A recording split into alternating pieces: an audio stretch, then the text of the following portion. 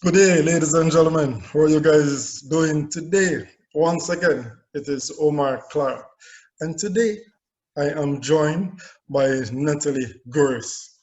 Now, why is it that we're going to have a conversation with Natalie this morning or this afternoon? And I specifically say that, and I'll explain why. Where I am now, it's about 2:15 in the morning. Where Natalie is located, it's actually 2:45 p.m. She's actually in Sydney, Australia, and of course I'm in Atlantic, Canada. So Natalie is a yoga instructor, guru, fan. What we're going to talk about today is actually yoga, and she's going to speak about some of the personal impact yoga has had on her, and also share with you how yoga can help someone on a day-to-day basis. So listen, as usual, you guys have listened to me a lot, whether here on YouTube or in the podcast. So I will just keep my mouth shut right now and allow Natalie to introduce herself, and then we'll just start off with just a brief description of the history of yoga, and we'll just go right into it. Natalie, welcome, man. Hi, Omar. Thank you. Firstly, let me thank you for inviting me to speak on your channel. It's nerve-wracking, but an honor. You'll be fine. You'll be fine. As long as you don't go into French, because No. what I didn't French. mention is, of course, Natalie is Australian, but she's also, French as well. So, but anyway, let's go. Yeah. Okay. So what exactly it is that you would like to know and to start off with in terms of yoga? Tell us about the history of yoga. The history of yoga? Yeah. Well, yoga, yoga has been around, they say, up to 4,000 years BC. Mm-hmm. Academics, I mean, this is a topic of academics have been debating for years, because a lot of the things, so traditionally how yoga was passed through is you see the student sits at the feet of the guru, and guru basically means like your teacher,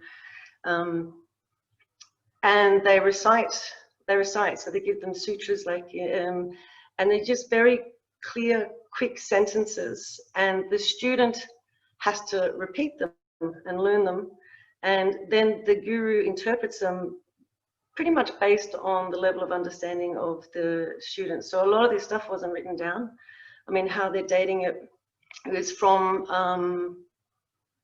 it started from the Indus Valley, which is in the northwest of India. It's an ancient civilization. They found statues of people, in the lotus position, which is cross-legged.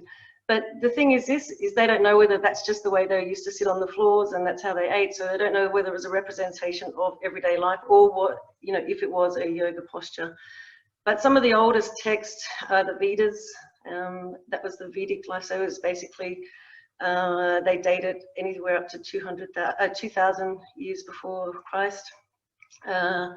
Then the Yoga Sutras after that, there was the Vedas, the Mahabharata.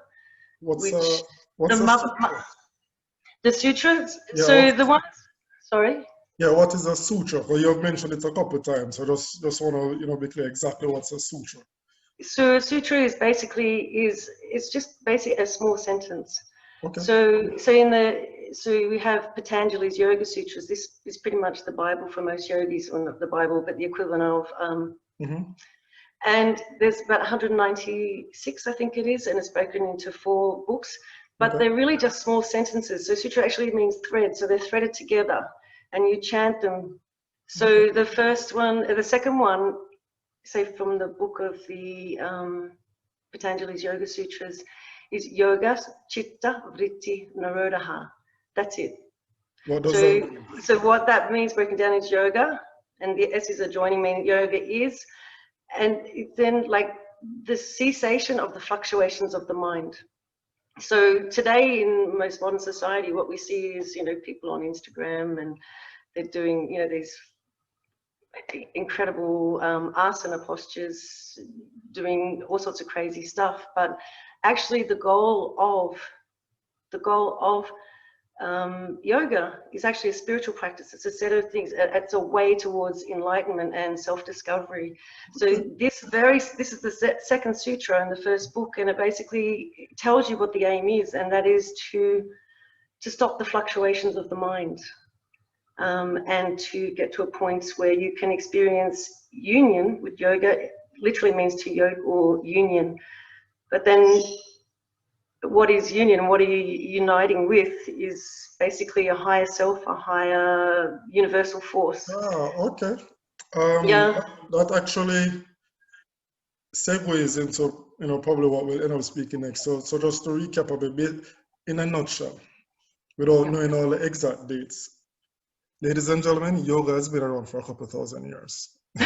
Up to 7,000, up to 7,000 years, 2000, yeah. Just so it's but what I want to get at is, and you started to touch some of it as well. The Asansi, or I'm not sure exactly how to pronounce it. And you speak about some of the things you see nowadays on Instagram and so forth and so on. Is it that there are different forms of yoga? Is it just, pretty much you have to be twisting a pretzel, or, what are the different aspects of yoga? If you can just clear up some of the myths, I would appreciate that. Not everybody are probably familiar with, exactly what it means to be a yoga. I know you have touched on it in terms of union of the mind, and you're going to... Mind, body, soul, yeah. Well, I think, unfortunately, what's happened these days, so yoga came to the West by the yogi Swami Vivekananda, and that was actually, he was giving talks in the Chicago, I think it was basically a religious conference where they were discussing, but he stuck it around and then started teaching the asana practice. So what has come now in the West, a lot of it became focused on exercise, yoga as purely an exercise form. And it's only recently now, particularly with things like Jivamukti, and they're starting to bring back all of the proper elements of it, or the traditional elements, which is like the meditation, pranayama, which is breathing techniques, and yeah. But so what's happened with social media and things like that, it's actually done a disservice to yoga, because people look at these, people that are in these crazy asanas, and they think, I can't do that. That word, they get intimidated by it. Hold on, I'm sure I mispronounced it the first time. Did you say asanas? Asanas, which means it means posture. It's your posture. Oh, so if I understand you correctly, the asana form of yoga is the one that deals with all the poses, the posture. So that's just one aspect of. It's only one aspect of it, and unfortunately, or fortunately, I mean, it's great that the yoga is just getting out. More and more and more and more people are being drawn to it. They hear things, people start talking. I mean, it's incredible in so many different levels. But for people that have never tried it, if they're seeing these pictures of these very bendy people and think, God, I'm not flexible. But actually, that's not the point. You're going there to learn that. You're going there to stretch out your muscles. You're going to become more flexible and stronger. So why do you think people are, suddenly, well, or maybe not suddenly, but why do you think nowadays people are intrigued by yoga? People are going to... I think you have to look at the world around us. People are living, are stressed. They're going to work. They're coming home to the kids. They've got bills to pay. This is a moment of just, pure. You do the work, but at the end of it, the last pose is called Shavasana, and as you get to lay down and you relax and you just feel good. It's different from, especially if you find a teacher that's willing to bring in the meditation, bring in some of the spiritual aspects of it. It's an amazing form of getting healthy, but at the same time, it's good for your mind too. It's good for your stress levels. It helps on so many different aspects. You And know, this is why people are drawn to it, because they hear these things, you know, I feel so much better. And you just have to walk past a yoga studio when they're all coming out, you know, big smiles. It's, yeah. you know, it's, I mean, certainly, you know, growing up, there's so much emphasis when you talk about fitness. You know, we place so much emphasis on, you know, the muscle side of things, you know, the stuff that you can see, being able to do a mile in, you know, Olympic time or anything like that. And I guess nowadays, and especially with what's happening now, you know, people are accepting more and more that we have to do something for the mind as well. Of course, So absolutely. I guess what I'm getting from you is that more and more people are turning to, or one thing people are turning to as well is yoga to help with that. Now, um, in a typical yoga session, for argument's sake, what should one expect? Or is it that it depends on which one of the various forms of yoga is being practiced? How does that work? Well, I mean, so modern day yoga, there are various forms. There's things like Ashtanga yoga, which is a very set, definite series of asanas or postures. And you have vinyasa, which is more flowy. It depends on the teacher and how they link the class together. There's things like yin yoga, which is very, you know, you don't do as many asanas and you stay in them longer.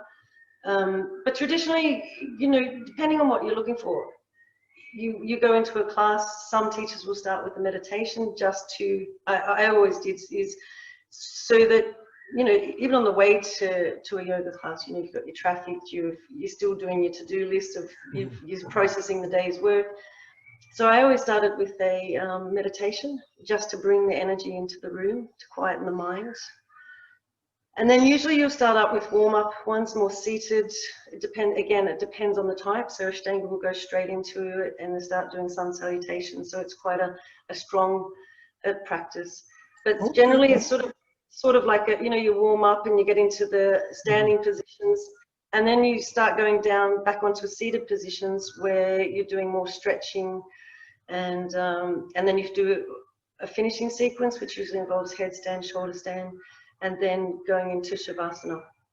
Okay, so if I understand you correctly, there are several different, you know, limbs or aspects of yoga. So when you attend a yoga class, it's not that you do one specifically, is that No, not one. maybe you touch on a couple of those, and I guess it depends on what type of course you're on or what you want personal, then you, okay. Yeah. I didn't And know that. yeah, and I think the thing is too is that, you know, it depends. I mean, you've got the die-hard Ashtangis, and they're Ashtangi, and they're Ashtangi, and that's As it. That's in what they do. That's position, as in yeah, and so position. that's this distinct set of series. And the same, we say Bikram. But the thing is, this is that sometimes you're not in the mood for a strong practice. So if you go to a yoga studio that's got a variety of different practices, like they might have a yin one. If you've had a hard day at work, you know, week, and you just on a Friday night before going home, you just go and do a yin one, which is slower paced, more relaxing. You get into the asana and just stay there. So it really depends what it is that you're looking for on the practice. And I think that it's the same as finding a teacher. You have to find one that you can relate to, someone that you feel that is there for you, that has the knowledge that you're looking for. Again, you know, I used to say it doesn't matter why you come to yoga, it's why you stay. So if you're there just for exercise, who cares if that gets you in there, and then you can, you know, you can choose. You can just stay in it for exercise because it is Let's beautiful play exercise. a game. We'll play a game. Okay. I don't know you from Adams, you know? Okay. But I've heard that there's this really good, you know, yoga teacher that has visited India and had done courses in the Middle East and the States and all that. I heard that her name is Natalie. So I have a suspicion that it may be you, or I don't know you. Okay. You know, I met you know, and I don't even know what I want. I don't know nothing about, I don't know anything about yoga.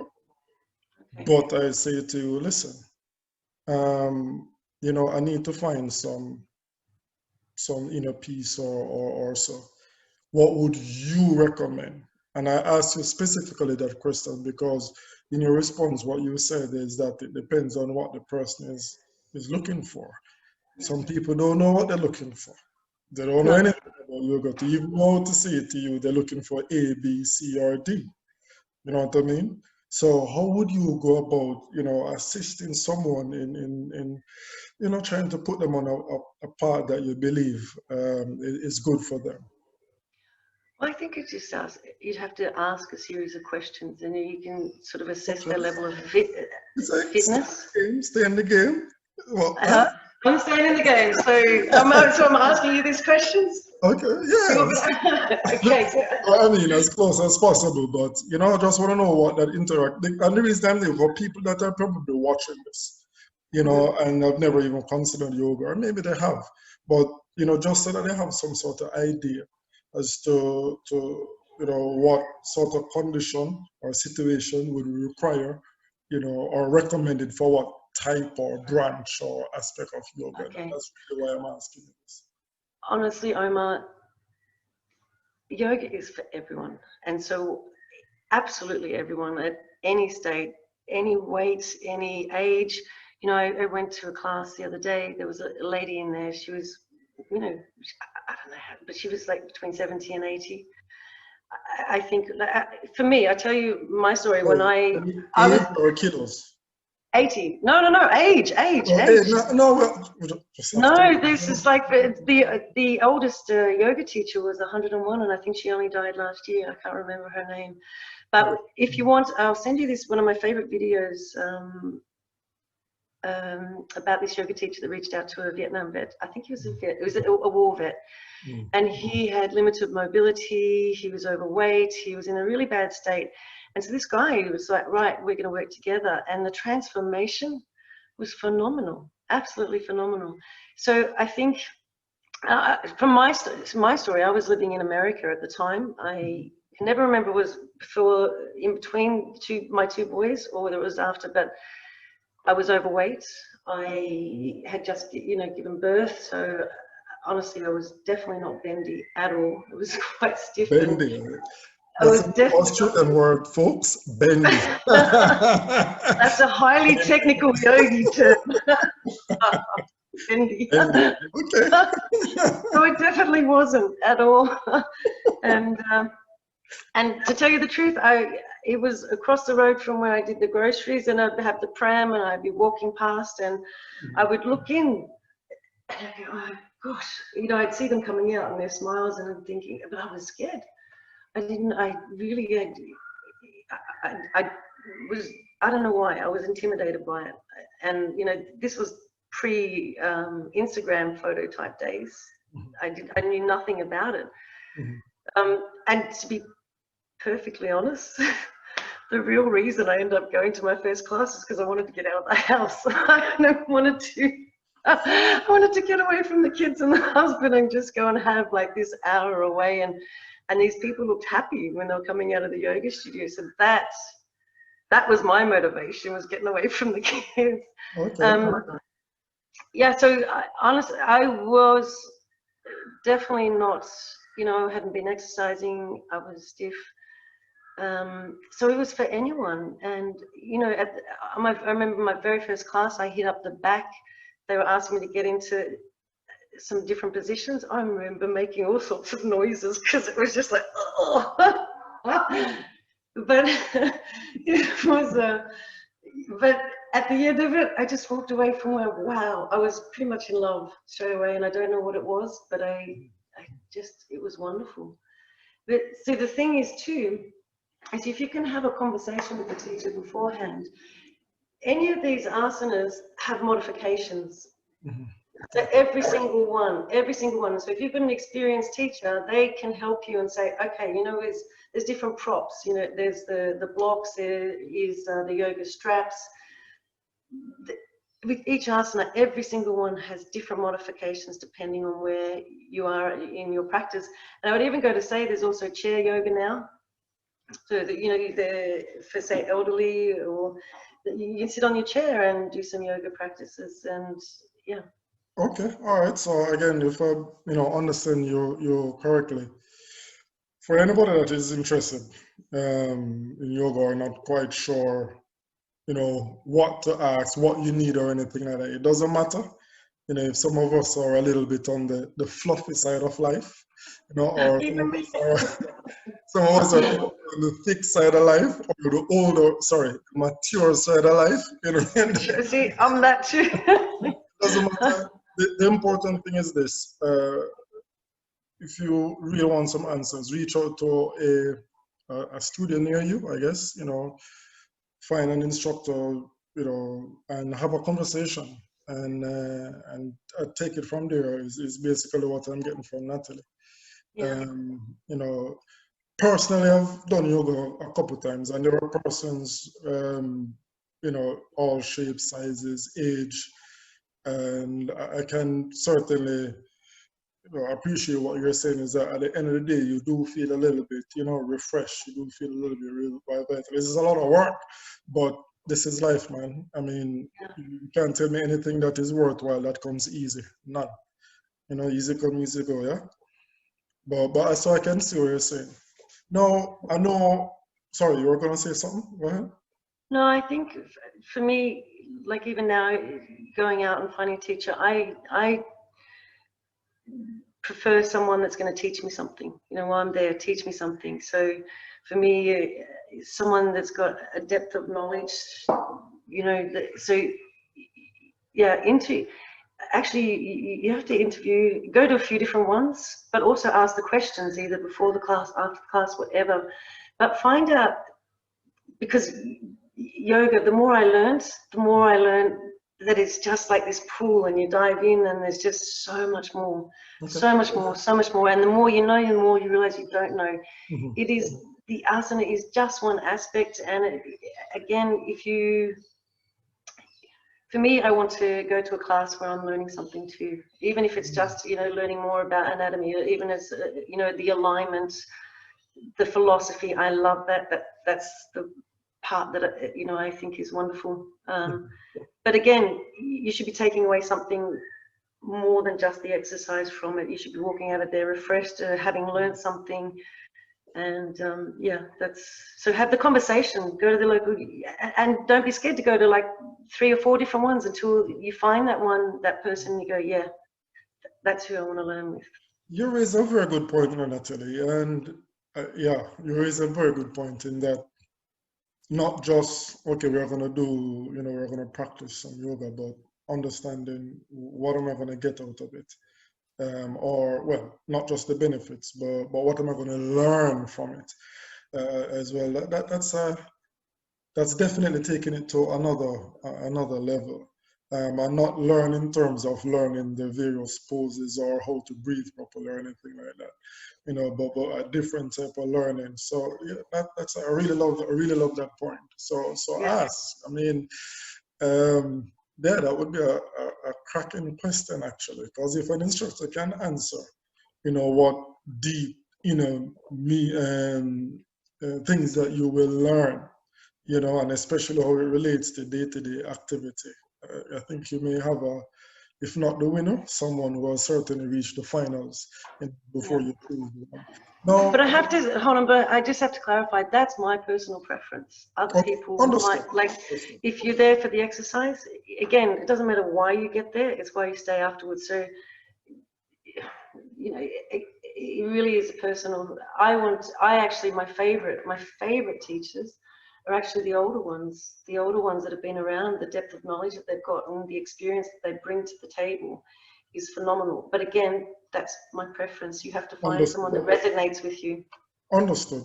Now, there's something else I wanted to reverse. I know that you have done, a couple courses, etc., in a couple different places. As I mentioned earlier, Middle East, the States. But what I'm actually interested in that I really like you to share is India. India. I know, okay. Obviously, just on our conversation, that you have actually visited India on a number of occasions, for various, yoga business. So I just want to hear, just tell us about India. Okay. The floor is yours. Well, I mean, the closer we were in Doha. I mean, that's where I did my first yoga teacher training. The next one was in America, and then the next one was back in Doha. But so we were lucky, as we would go every year. We'd go to Goa. You know, it's like a 3-hour trip from Doha. But one of the senior Jivamukti teachers, Jules Fabry, he was doing like a tour. So what I did is we went with the family, and then I took off and met Jules and a whole group of yoga teachers from around the world, and we did a tour. And we were traveling with 2 monks from the Krishna consciousness thing in there. So there were 2 brahmacharyas. And so what we would do, I can't remember the exact trail, but it was our first time really experienced. So we went to Dharamsala. We went to, where did we go? We went to Dharamsala. We went to Rishikesh, which is the International Yoga Festival. And this is where some of the best teachers from India and from around the world come. It's held every year, usually the 1st to the 7th of March. And it was something amazing. It was What's just your best memory from all of that, you know? Your best and funniest, you know? The funniest. Well, I think so one of the monks that was traveling with us was Radhanath Kundadas, and absolutely beautiful, beautiful, beautiful man. And he's, you know, they're in the orange robes, and that means that, you know, you, as a man, as a female, I can't touch him and he can't touch me. And yeah, he twice this guy just does not lose his temper. This is what he trains. They get up at 4 o'clock in the morning, they chant, they chant, they chant. This guy is the ultimate in cool. On that trip, I made him yell at me twice. He was so angry. Like, I don't think he's ever yelled in his life, but twice in 1 week. He got me to laugh. You know, earlier you said that you went to yoga, you know, to get away from the husband and kids, you know. From the kids and perhaps it should have been the other way. What was that? No, I'm saying earlier. Yeah. That you started yoga to get away from the husband and kids. Yeah. But you managed to make a monk angry. Not Twice. once, but twice.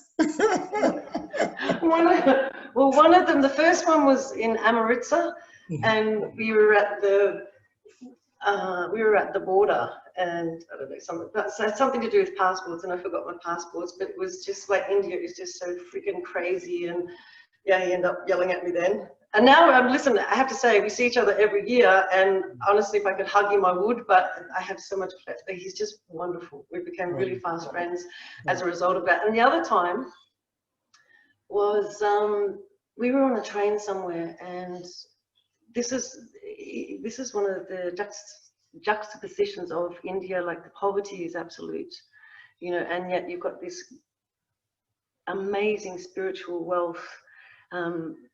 So we were on a train, and actually this ended up being fantastic. So I've been overwhelmed. We've been out in the car park in the railway station, and you know, people coming out. We had bought food with us from the hotel, and we ended up giving it to people that were there. I mean, when we talk about absolute poverty, I'm talking about having a plastic tarp on the side of, you know, on the side of the railway tracks, that sort of level of poverty. And it just got overwhelming. It got really overwhelming to it. And so anyway, I got onto a seat. And so I don't know if you've ever traveled Indian trains. It's a seat meant for 2 people, 3 people at the most. And then all of a sudden, everyone else was at the back of the train, and I was up the front by myself. And then all of a sudden, there was like, you know, about 3 or 4 people on the seat. There were people in front of me, and they brought in this all sorts of stuff. It was about. That's a regular occurrence. Maybe not on a train, but I'm pretty sure in many Middle Eastern countries, you know, in many African countries, and in many Caribbean countries and South American countries, where you have buses that, you know, or even cars that, you know, are designed to have like 5 seat belts and all of that, that You know, I guess that's just for registration purposes. Well, the whole thing was just overwhelming, but it wasn't like from the 12 people on the seats. It was just Okay. being a part of outside, being, you know, that app. And actually, literally, I couldn't move. I was frozen. And I just had tears coming down my eyes. And, you know, you say God sends you little angels sometimes. There was this little boy there. And I put my sunglasses on because I didn't want people to see that I was crying. But he knew this. And he kept coming and checking in. He'd be looking at me. And we couldn't speak, but he'd look at me, you okay? And I'd be like, I'm okay. But Radhanath Kundanas was trying to get me to move down the thing, but I couldn't. I was just frozen. So he's yelling at me. So this was the second time. But in the end, I literally just fell asleep, passed out, fell asleep, and I woke up a couple of hours later. And when I woke up again, this little boy came and checked, you okay? And I was like, yep, I'm okay. But then the people around me, we started eating food, which is probably, you know, and they were showing me all their Bollywood movies, and we were dancing, and it ended up being like just an amazing trip. So that was one of my funniest ones in India. Okay. So if you can take away one thing, or just share with us what's the one thing you took away from your Indian trip as it relates to the practice of yoga that you actually saw being played out, you know, in day-to-day life. What would that be? In my day-to-day life or my trips No, to in India. I think it's basically what I said before, is the more you start learning about this, you know, you start at asana practice, which is the actual exercise, but the philosophical things, it goes deeper and deeper and deeper and deeper and deeper, and it's just amazing. It's amazing, and you know, you said, you know, what are the benefits? The benefits have helped me in so many different ways, especially in the last 3 to 4 years. It's not just the asana practice. That's one aspect. It has helped me in all areas of my life. How so? Because that's the next thing we're gonna get to. You know, how does yoga even help you if you know, care to share? Yeah, I mean, well, one, as it's not the case at the moment, but you know, it does get you physically fit. It does get you stronger. Especially if you know, you've got a teacher that's also teaching you pranayama, which is the control of the breath, and then doing, you know, linking the breath to the movements and really teaching you some of the philosophical things about that come with yoga. I think one of the greatest gifts that I've got from it is being more present in my life. What do you mean? Well, I think, you know, when beforehand, you know, when you're having a conversation with someone and there's just this continual chatter in your life, in your mind, and you're not actually being really present. Or if you're cooking, there's just a million things going on in your life. So it teaches you to be really present in the moment and to be with someone, to be in where you are. You to slow down in that moment, enjoy the moment? No, it goes beyond that. So even like one of my yoga gurus, Sharon Gannon, said that even, you know, the 3 simple things, cooking, cleaning, and gardening, can become a form of meditation when you're mindful and in the present. So it's learning to just calm those voices down and be with someone. So often, you know, when we're talking to someone, we're formulating an idea in our head already. We're already, you know, you're listening to what they're saying, but you're already making up your own story and you're not being present with that person. You know what? Okay.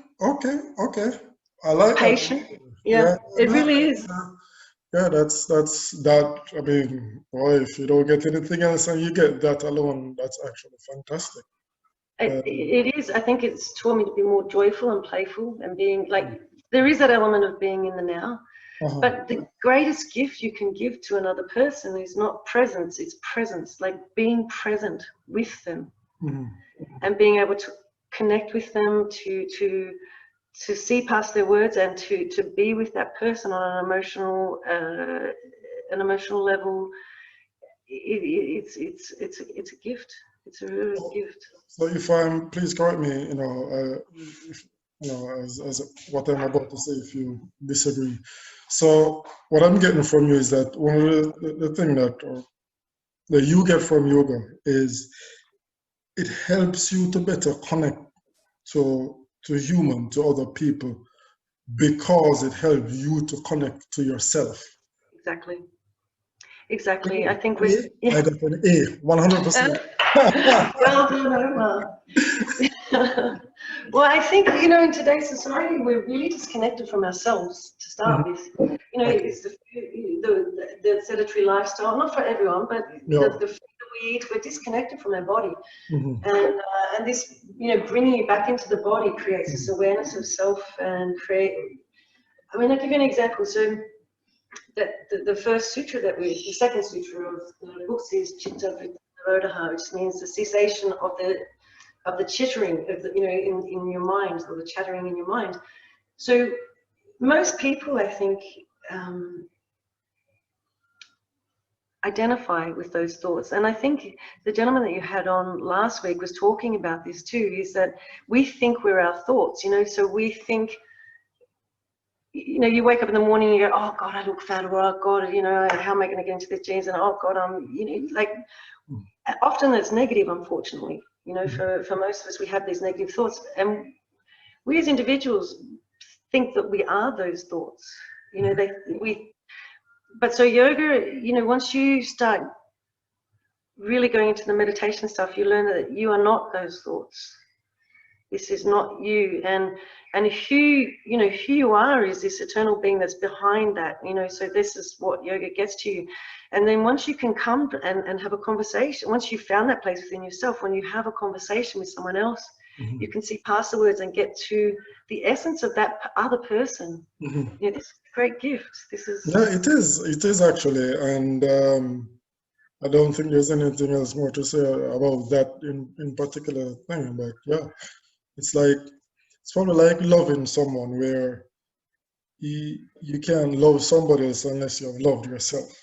exactly. So you cannot communicate effectively with other persons beyond the superficial level, but in terms of deep communication, unless you know how to do that with yourself. To connect, you need to be connected.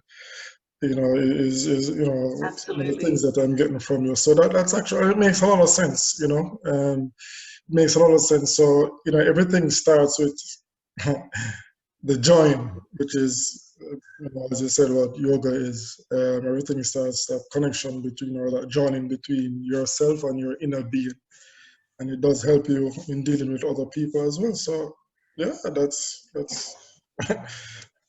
right. It's good. It helps you in so many different ways. It teaches you to be more grounded, teaches you, you know, gives you confidence. You know, I had to give a speech with the French ambassador in Doha in front of 250 people. And they wanted me to speak some of it in French. You know, French is not my native tongue. And if you ask my boys, they speak it very, very badly.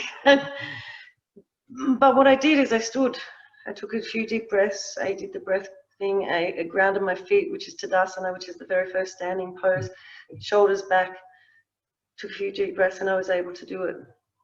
And you know, whether I did it badly or, you know, well, I don't know, but I did it. I would never have done that before. Here's a question for you.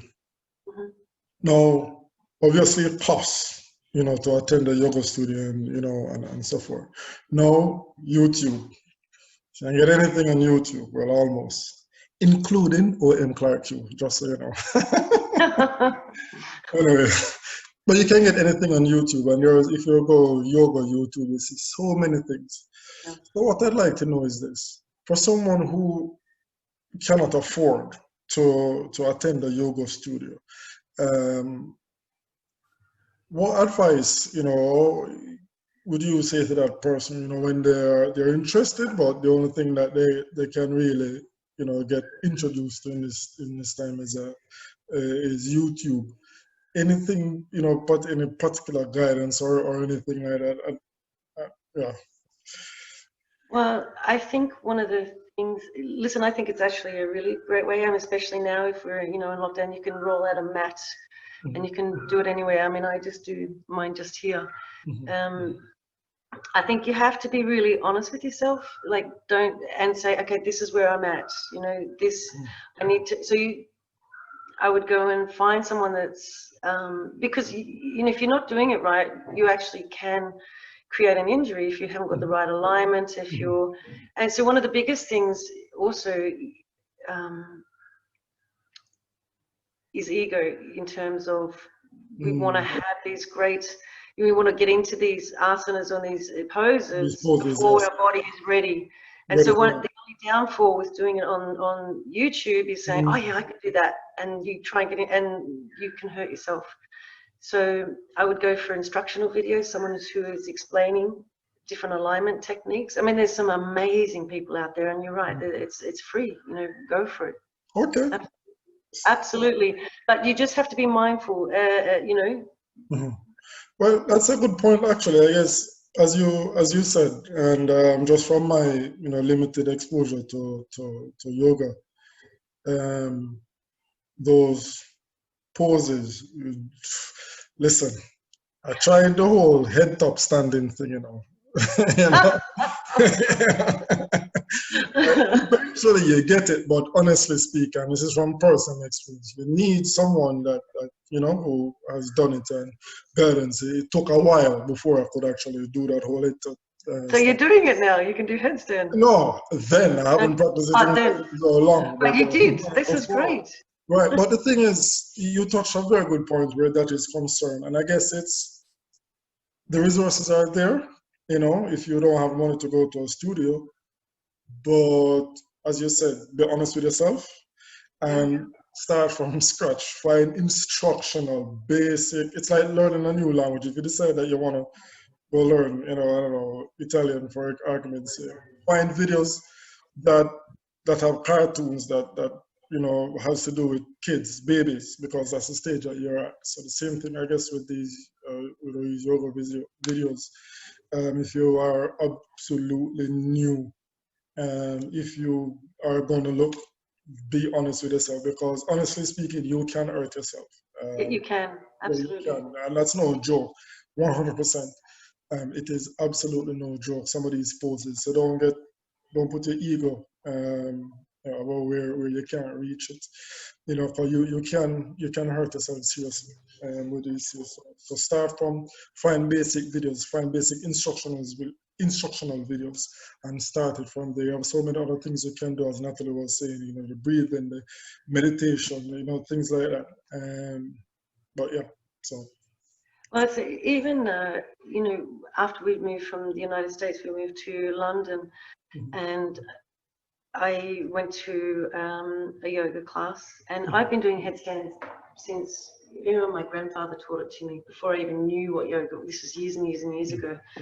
So I've been doing it for years and years, and I walked into a class, and you know, I was feeling really, meaning not very confident, and you had all these yogis around doing wonderful stuff, and we got to the end of the class, they're doing a headstand. I'm like, at least I can show them I can do the headstand, you know. I did headstand. I fell down, I hurt myself, and it took 6 months, you know, to really get my neck. Why was I doing it? Purely ego, you know. It was like, at least I can, it was stupid, absolutely stupid. And in terms of, you know, if you can't get to someone that's going to be able to make sure your alignment is properly, you know, that you're aligned properly, it's like a foundation of anything. You have to start building it up slowly. And so even when, after I'd done all of these yoga teacher training courses, I was doing private lessons with a senior teacher, and she made me go right back to the start, and, you know, sun salutations, and the detail, the minute detail she knew about alignment. So we were working on that for nearly 3 months, and my God, I was getting really frustrated. But the level of understanding is like you build a foundation. So yeah, be just prepared to go slowly and enjoy the process. Okay, cool. Yeah, that's good. And listen, you've certainly shared a lot of valuable things. I'll attempt to to summarize. So, and if anything that I've missed, please feel free to let me know. So we briefly spoke about that's about the history of yoga. We didn't, spend too much time with it and how it actually, came across in the West. But the meat of the matter, what is yoga, as you said, it is to join, join yourself to yourself. It sounds silly, but yeah, but that's what it does, And there are different limbs or arms or uh, different limbs, different types, different forms. I won't try and say asana again because Asana, no, you did it. That's good. You nailed it. that's Yeah, good. yeah. But the poses are just one aspect of it. There are other forms of yoga, the So many. breathing and so forth and so on. So we spoke about that. You also shared how you managed to piss off a monk twice. For I tell you. So we went through that. But most importantly, what does yoga do for us, but what it did for you, and what you said, it allowed you to be a better communicator, allowed you to have presence when dealing with a person, simply because you know how to do that within yourself. And that is right on so many levels, whether it's yoga or anything else. You have to fix you first before you can fix anything outside. You have to be, at one with yourself, love yourself, treating yourself well, all of these things before you can do that with something else. So that definitely struck a chord, and I'm sure that a lot of you guys can resonate with that as well. In terms of being connected to yourself, so that you can be a better connector to persons. We also spoke about some of the things that you'd probably kind of consider. Say you don't know anything about yoga. How would you go about it? Of course, find a instructor, a school, have a conversation, ask. As you are, I understand that it's your preference, but I think it's actually a good question.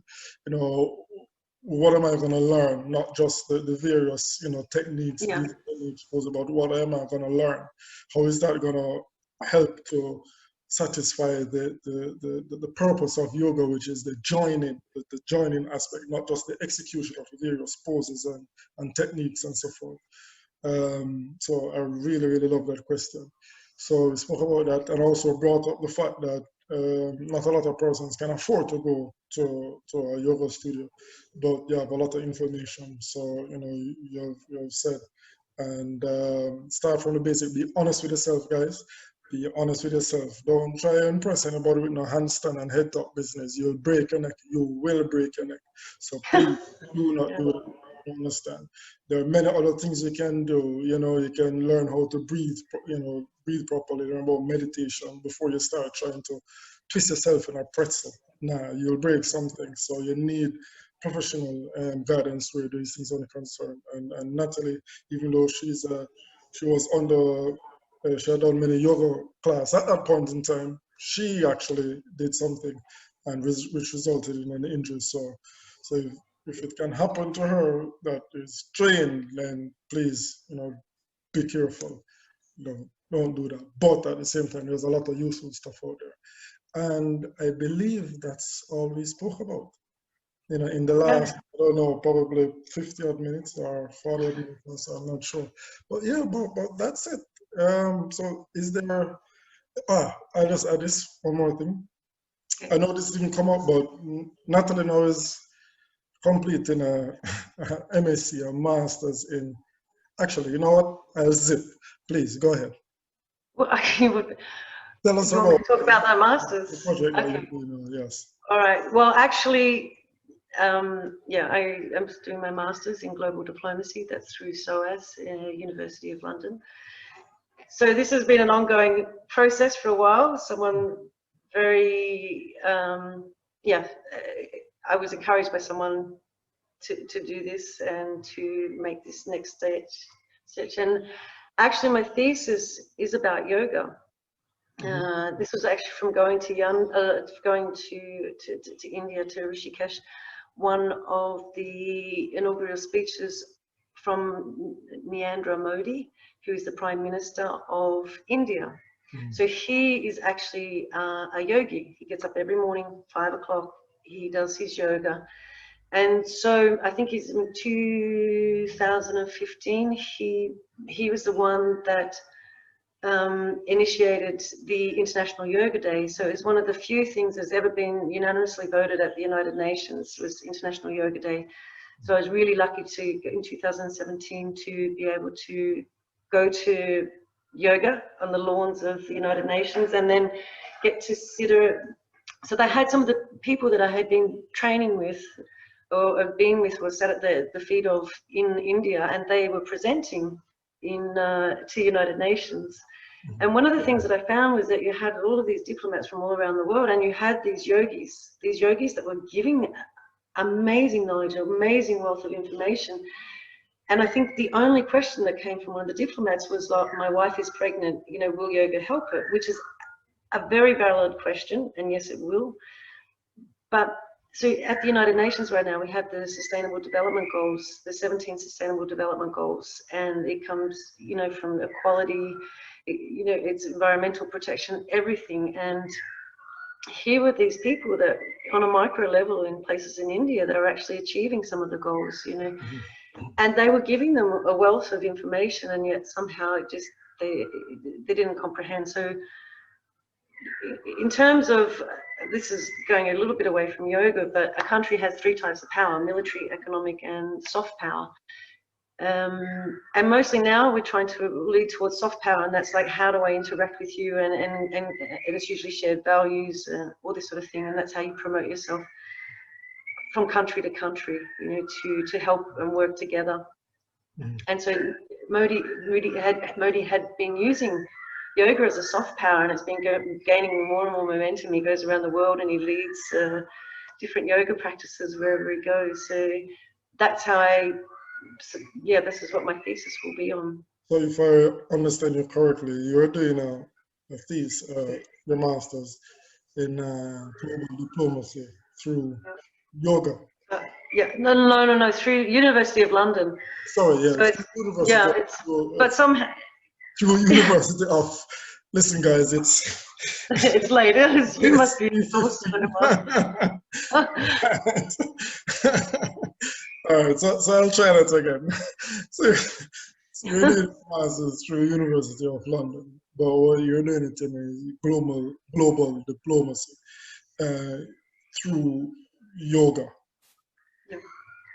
Well, I figured if you're going to spend this certain amount of time, a lot of the focuses was on war and different things like that, and I thought, no, I don't want to spend that time writing about it. So when I, you know, saw him, when I heard or listened to him giving the speech,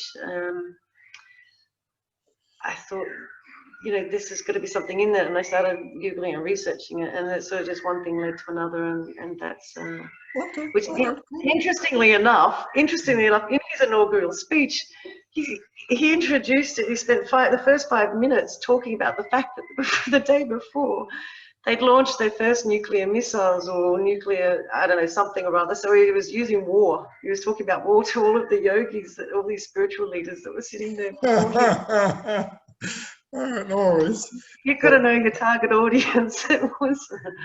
All right, no worries. But yeah, well, thank you very much. You know, you've certainly shared a lot, and definitely waited until you finish your thesis. Hopefully, you know, well, you have my contact details. I definitely love to read it. I'm sure interesting things, you know, about thinking outside the box, but that's how you innovate. That's how you change. You have to do something different. So definitely. You're right. So, you know, just interrupt you for that, because I think yoga, once you really start going into it, it's not just about the benefits that you have. You start to change to think about how you are in the community, and you start to think of bigger things. And I think yoga is a gift not just for individuals. It has the ability to change communities. And this, I think the more people are practicing it, the more we get to change how we live, the way we consume. You know, it's on so many different levels, but we can save that for another time and have a discussion, because it's not, you have to start with you. I think it was Michael Jackson, you got to start with the man in the mirror, you know, like see change. So you start with yourself, but then it has ripple effects, you know, the way you interact with other people, if you're interacting with kindness and compassion, and and non-judgment, and then the way you start to consume, you start looking at what it is that you're putting inside your body. So it has a roll-on effect on so many different levels. We have the ability to change, make great changes in this world. Well, I guess that is something that we can definitely speak about at another time in terms of the practical aspect, because this is obviously just the surface of yoga in itself. But certainly, we can, do something else in the future in terms of certain specifics, So yeah, no worries. Okay. But like I said, thank you very much. Certainly a whole lot of information, and good luck with your thesis. That's an interesting Thank you very much. Thank you. And we shall chat again. Cool? Okay. Cool. Thank you very much. See you. Bye, Omar.